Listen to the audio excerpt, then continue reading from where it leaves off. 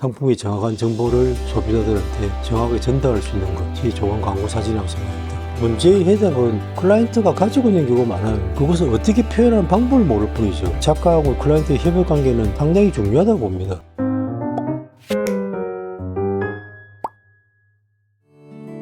네, 안녕하세요. 사진가 김용호입니다. 오늘은 상업사진에 대해서 여러분께 설명드리겠습니다.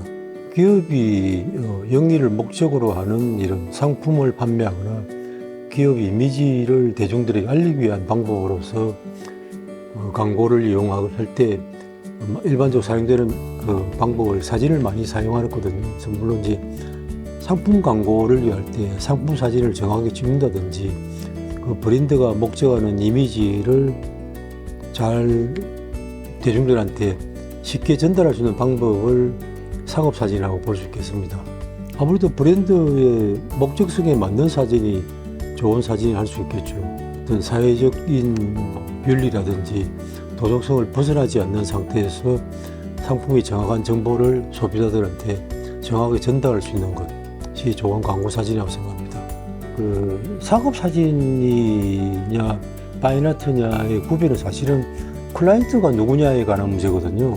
그것을 단순히 기업이 원하고자 하는 마케팅 목표만을 달성하는 것이 아니라 작가 스스로가 자기가 그 상품에 대한 주관적 해석을 가지고 그걸 마치 파인아트처럼 미학적으로 표현한다면은 사실 상업사진과 그 파인아트의 구별은 없다고 보거든요.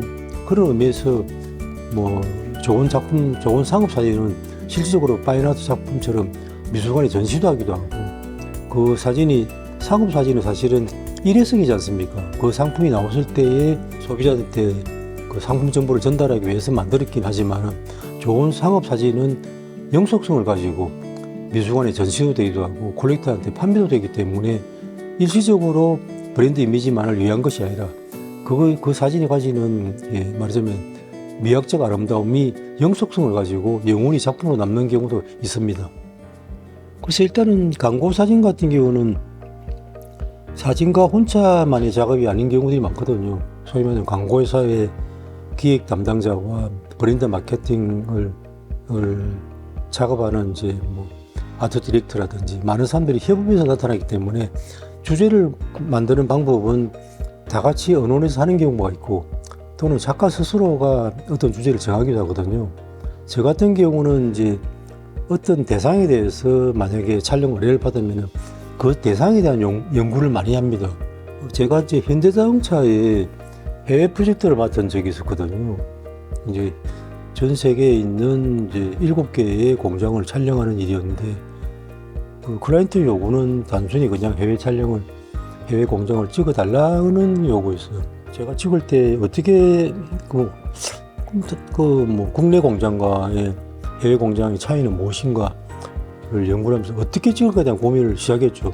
그 해외 공장에 대한 일단 조사부터 문제였습니다. 그러니까 어느 지역의 어느 공장이 그 도시는 어느 나라의 어떤 도시며 그 도시에 가지는 문화적 특징이 뭔가부터 연구를 하기 시작했거든요. 그러면서 이제 전 세계에 있는 현대자동차의 공장에 대한 연구를 1차 조사를 마쳤습니다. 하면서 느꼈던 게 현대자동차는 실크로드 정신으로 해외 진출의 역사를 만들었다는 이제 가설을 만들었죠. 그러니까 울산이라는 도시에서 처음에 현대자동차 공장을 만들고 첫 번째 해외 공장 기지를 이스탄불에 만들었다.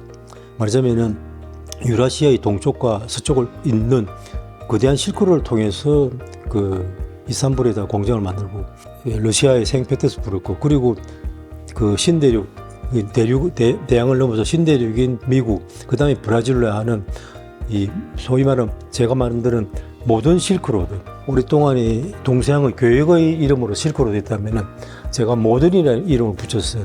현대는 곧 모던이니까요. 모던 실크로드의 정신으로 현대자동차는 공장을 만들고 전 세계를 향해서 자동차를 만들기 시작했다. 저 같은 경우는 최근에 이제 커머셜 사진 같은 경우를 기업 이미지 작업을 많이 하고 있거든요. 그러다 보니까 단순히 일회성 광고보다도 그 기업의 헤리티지 또는 역사성 또는 뭐 심지어는 그 기업이 어떤 정신을 가지고 작업을 하냐에 대한 작업들을 꾸준히 하고 있습니다. 보통 작업 기간이 반년에서 한 1년씩도 갑니다. 그러니까 제가 지금 작업하는 방법 사실 어떤 면에서는 파인아트 같은 쪽에 가깝거든요.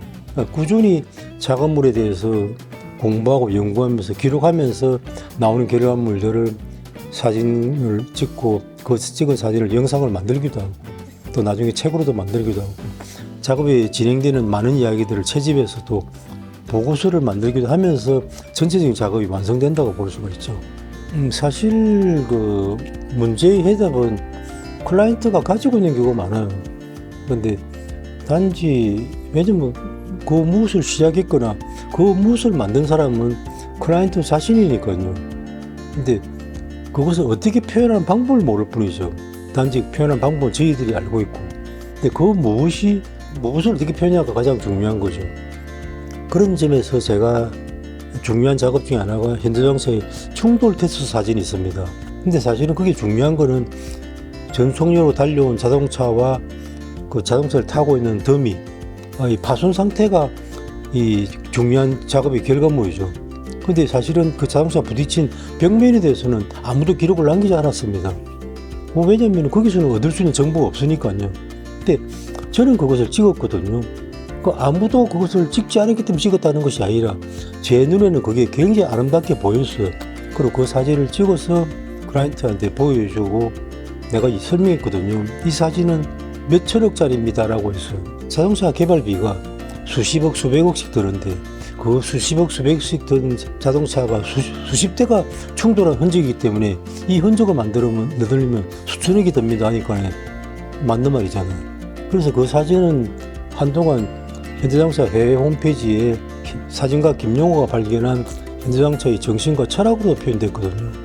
근데 그런 점들은 클라이언트가 작가한테 신뢰를 가지고 무한하게 작업을 자유롭게 할 수 있는데 했기 때문에 가능하다고 보거든요. 사실은 좋은 협업이란 거는 서로가 오픈한 데 있거든요. 이 작가하고 클라이언트의 협업 관계는 상당히 중요하다고 봅니다. 네, 감사합니다. 제가 지금까지 경험한 기업 인미 작업과 광고사에 대해서 짧게 말씀드렸습니다. 감사합니다. 상업사진이라는 것은 단순히 내가 그런 기술을 가지고 있다고만이 일을 할 수 있는 것이 아니거든요. 광고주의 의견을 잘 듣는 게 중요한데 지금 이 소비자는 무엇을 좋아하는가에 대한 것에 끊임없이 관심을 가져야 됩니다.